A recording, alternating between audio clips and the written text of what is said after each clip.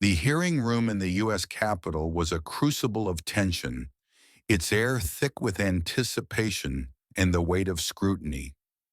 Marble columns loomed over the chamber, their cold grandeur amplifying the stakes of the moment. At the center of it all sat Senator Adam Schiff, his posture rigid, his hands clasped tightly beneath the table. His dark suit was impeccable, but beads of sweat glistened on his forehead, betraying the turmoil beneath his composed exterior. Across from him, Janine Piro, a sharp-witted judge and former Fox News star, presided with the authority of a gladiator in the arena. Her blonde hair caught the light from the chandelier above, and her piercing gaze fixed on Schiff like a hawk eyeing its prey. In her hand, a pen twirled slowly, each rotation a silent countdown to the confrontation that would unravel a career. The room buzzed with the presence of reporters, senators, and aides, their eyes darting between Schiff and Piro. Cameras from CNN, NBC, and OANN lined the back wall, their lenses trained on the senator, ready to capture every falter, every crack in his armor. The nation watched, millions glued to screens, as the hearing unfolded like a high-stakes drama. At its core was a controversial intelligence memo drafted by Schiff's office, now accused of concealing critical information about a citizen surveillance program. The allegations were explosive: intentional misconduct, deception, and a breach of trust that threatened national security. For Schiff, a seasoned politician known for his meticulous demeanor, this was the greatest challenge of his career, a moment that could shatter his reputation beyond repair. Piro's voice cut through the stifling air, low but sharp as a blade. "Senator Schiff," she began, her tone deliberate, "explain the internal process in your office when the memo was drafted. Who reviewed the edits before it was sent?" The soft tap of her pen on the wooden table echoed steadily, a metronome of pressure that seemed to tighten around Schiff's chest. He leaned toward the microphone, the chandelier's light glinting off the sweat on his brow. "Madam Judge," he said, his voice steady but strained, "my office operates under standard procedures. The memo was drafted by a specialized team overseen by my Chief of Staff, Mr. David Langston. All edits were made to protect sensitive information in line with national security regulations." Beneath the table, Schiff's hands gripped each other tightly, his fingernails digging into his palms.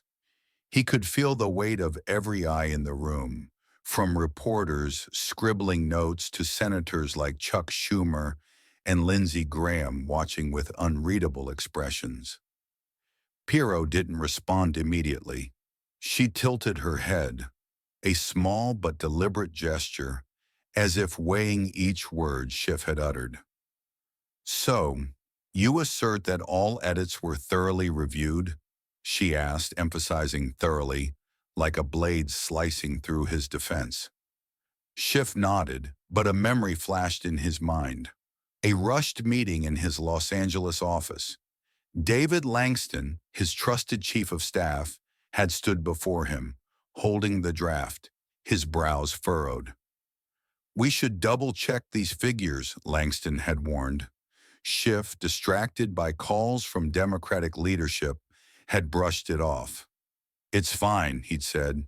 "Get it out." "That's correct," Schiff replied now, his voice slightly higher than intended. "I trust my team." But the words felt fragile, like a bridge ready to collapse under Piro's relentless pressure. She flipped a page of documents, the rustle of paper echoing in the quiet room, causing a few reporters to glance up. "Senator," she said, her voice steady but laced with accusation, "are you aware that the memo caused a serious misunderstanding within the Intelligence Committee? leading to accusations that you intentionally withheld information from your colleagues? The room seemed to shudder. Schiff opened his mouth, but the words caught in his throat, as if the air had thickened. I did not intentionally withhold any information, he said, his voice stiff. My goal was to ensure transparency while protecting national security. But even he could hear the lack of conviction in his tone, like a rehearsed speech he'd forgotten to practice. Piro didn't miss a beat. Transparency? She repeated, her voice dripping with sarcasm. Then why did 3 other committee members, including a fellow Democrat, claim they were not informed of the edits before the memo was released? The audience's murmurs swept through the room like a cold wind. Schiff felt the eyes of everyone, reporters, aides, senators, piercing him like needles. He glanced quickly at Langston, seated in the back row, his face rigid and expressionless. Another memory surfaced. Langston standing before Schiff's desk, a stack of documents in hand, his voice urgent. Sir, we need more time. Schiff had waved him off, preoccupied with a Senate meeting. Now he wondered if Langston's silence was a shield or a ticking bomb. Taking a deep breath, Schiff tried to regain his composure. Madam Judge, he said, emphasizing the word assure to bolster his stance. There may have been a lapse in internal communication, but I assure you, there was no intent to deceive. Piro raised an eyebrow, a small gesture that made him feel stripped bare before the nation. A lapse in communication, she echoed, her voice low like a judgment. Senator, you oversee one of Congress's most sensitive committees. What consequences could such a lapse have? Are you aware? Before he could respond, one of Piro's aides stepped forward, whispering something in her ear. Piro nodded, her eyes never leaving Schiff.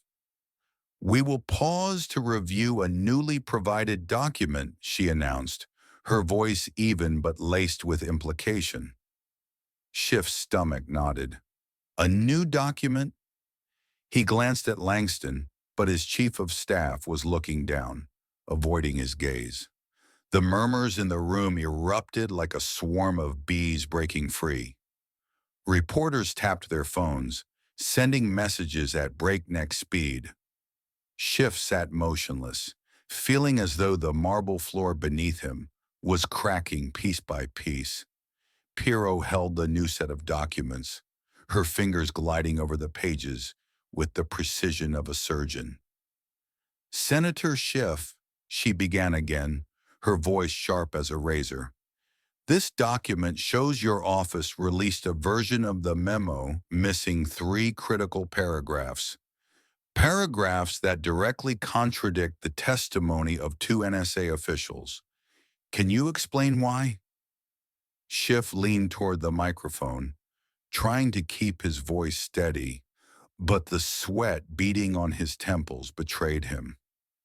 Madam Judge, he said, I do not personally oversee every detail of the memo. My team handles edits based on national security guidelines. If there was an error, it was administrative, not intentional. The words left his lips, and Schiff knew he'd stepped into a quagmire, vague, vulnerable to attack. Piro stopped flipping papers, her eyes locking onto him like a predator. An administrative error? She asked, her voice carrying a soft laugh devoid of humor. Senator, you lead a committee overseeing national intelligence. You expect us to believe that a document this sensitive, this controversial, was merely an administrative error. The word error landed like a slap, making some in the audience shudder. Schiff felt blood rush to his face, heat rising in his neck like a flame. He glanced at Langston, but his chief of staff's eyes were downcast. as if trying to blend into the room's shadows. Anger simmered within Schiff, fueled by the pressure of dozens of eyes and cameras. "Madam Judge," he said, his voice rising, almost trembling, "I'm not here to have my character questioned by someone who's turned television shows into political weapons." Gasps rippled through the audience. Cameras flashed frantically, capturing the moment Schiff crossed a line. Piro didn't flinch. She sat motionless, her eyes like cold gemstones boring into him. The silence stretched for 5 seconds, an eternity in the tense room. Then she leaned forward, her voice slow but sharp. "Senator Schiff, this is a legal hearing, not a stage for personal attacks. I suggest you retract that statement and answer the question, or I'll be forced to note your disruptive behavior." Each word landed like a hammer, shattering what little composure Schiff had left. He opened his mouth, but his throat was dry, as if every word had been drained from him. The weight of the audience's eyes, from allies like Schumer to adversaries like Graham, pressed down on him. He realized he'd made a grave mistake. A momentary outburst had not only damaged his credibility, but handed Piro a weapon to corner him. "I apologize if my words were inappropriate," he said, his voice dropping to a near whisper. But the apology sounded feeble, like a white flag raised in defeat. Piro tapped her pen lightly on the table, the small sound echoing in the silent room, a reminder of her authority. "I'll ask one last time," she said, her voice even but laced with menace. "Were you aware of the omitted paragraphs in the memo before it was released?" Schiff swallowed hard, his eyes scanning the room for an escape, but finding only curious faces and unrelenting cameras. "I didn't directly order any paragraphs omitted," he said, his voice unsteady, "but I take responsibility for what my office does." Piro raised an eyebrow, a small but telling gesture, as if she'd just scored another point in this duel. "Thank you, Senator," she said, her voice devoid of emotion. "We will proceed with another witness." Schiff's heart skipped a beat. Another witness? He glanced at Langston, still avoiding his gaze, and an ugly premonition rose within him. The hearing room felt more stifling than ever, as if the air had been sucked out, leaving Schiff alone to face the approaching storm. Piro's voice cut through again, smooth but sharp. "You just stated that you didn't order the omission of paragraphs in the memo. So tell me, who in your office made that decision, and why, as the leader, were you not informed?" Schiff felt his stomach twist. This question wasn't just about the memo. It was a dagger aimed at his leadership.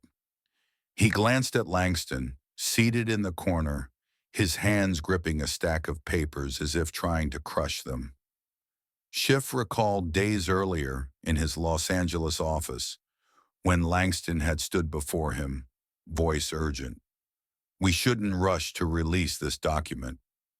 Schiff had dismissed it, preoccupied with Senate meetings. Now Langston's gaze felt like a silent accusation. "Madam Judge," Schiff began, striving for calm, "the process in my office is complex. Senior aides, including Mr. Langston, handle technical details, and I trust them to follow protocol." But the words felt like a paper shield, easily pierced. Piro leaned forward, her eyes like two small flames. "Trust?" she asked, her voice dropping to a near whisper, loud enough for the room to hear. "Senator, you oversee a committee tied to national security. If you're unaware of the details of such a critical document, how can we trust you're fulfilling your responsibilities?" Schiff's throat went dry, his mind distracted by the image of Langston, once his right hand, now an elusive shadow. He recalled another moment when Langston had stood before his desk, voice trembling. "If this document leaks, it'll cause big trouble." Schiff had laughed, thinking it would be overshadowed by other news. Now that confidence felt like a blade turning back on him. "Madam Judge," he responded, his voice rising slightly, "I'm not saying I was unaware of the situation. I approved the memo based on my team's reports, but the specific details were handled by aides." Piro tapped her finger lightly on the table, the sound echoing like a countdown clock.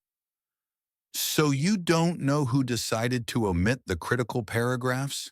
she asked, her voice like a sharpened blade. "Or perhaps, Senator, you knew but chose not to intervene." Schiff glanced at his team, hoping for a supportive look, but Langston kept his head down, and other aides whispered among themselves, their eyes anxious.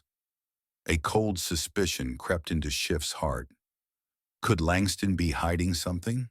Or worse, had he quietly betrayed him? Piro didn't give Schiff a moment to breathe. She flipped a page of documents, the rustle of paper like a warning. "Senator, I'll give you a chance to clarify before we hear from another witness," she said, her voice even but laced with menace. "But I advise you to think carefully about what you're about to say." She nodded to the hearing staff, and a wave of murmurs rippled through the room. The senator sat motionless, his eyes fixed on Piro, who had just hinted at a new witness with a threatening tone. Reporters from the New York Times to senators like Rand Paul whispered, their voices spreading like a wave. Piro tapped her gavel lightly, cutting through the whispers. "Before calling the next witness," she declared, her voice slicing through the air, "I must inform you that the committee has just received a leaked document containing the omitted paragraphs from the memo released by Senator Schiff's office. These paragraphs reveal serious contradictions with the testimony of NSA officials concerning a citizen surveillance program." Schiff felt his heart stop. A leaked document. He glanced at Langston, his eyes fixed on the floor as if trying to disappear. Schiff recalled brief emails from Langston warning of potential issues in the memo, but he had brushed them off, believing it would be buried in the news cycle. Piro continued, her voice steady but powerful. "Senator, this document shows the omitted paragraphs deliberately concealed information about a controversial surveillance program. Can you explain why?" Schiff's voice dragged from his throat. "Madam Judge, I have no knowledge of any intentional concealment. If there are contradictions, they stem from a lapse in process, not intent." But his words sounded feeble, no match for Piro's icy stare. In another corner of Washington, D.C., in a small office at the Hill, Emily Harper, a young and ambitious reporter, sat before her laptop, its blue light illuminating her tense face. She was the one who had received the leaked document from an anonymous source in Congress, someone claiming to be an insider from Schiff's office. The document, sent via encrypted email, revealed the omitted paragraphs, information about an NSA surveillance program that could violate citizen privacy. Emily had spent the night verifying its authenticity, her heart racing with each new email, fearing the source might be exposed. Her editor had demanded immediate publication, and despite her trembling hands, she had hit send. The article went live, its headline blaring, "Leaked Document Exposes Misconduct in Schiff's Office." In the hearing room, news of Emily's article spread like wildfire. A reporter from Axios, whispered to a colleague, their phone buzzing with a notification from the Hill.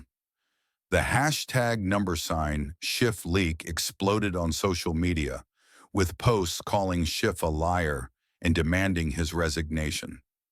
Schiff felt the audience's gazes like arrows, each look a silent accusation.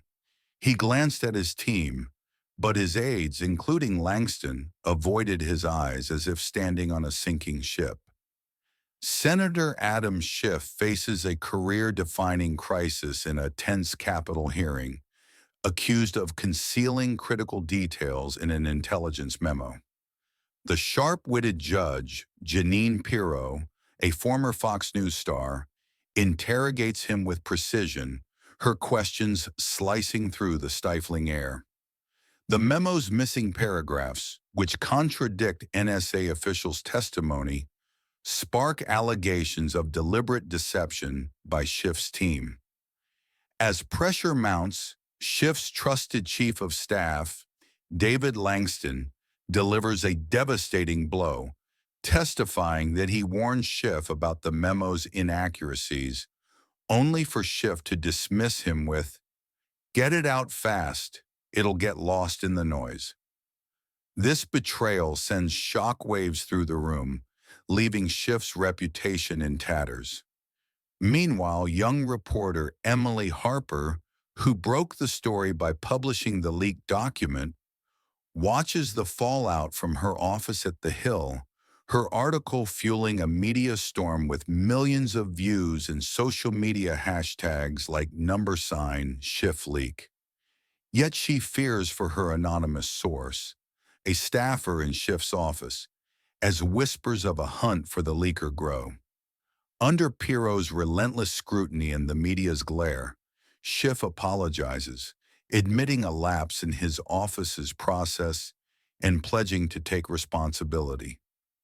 He faces a daunting 72-hour deadline to provide all records, knowing his career hangs in the balance. The hearing room, alive with reporters' murmurs and flashing cameras, captures a nation divided. Some see Schiff as a victim of political games, others demand his resignation. This gripping saga underscores the brutal power of media, the weight of leadership decisions, and the high stakes of accountability in the U.S. political landscape, where a single misstep can unravel decades of work.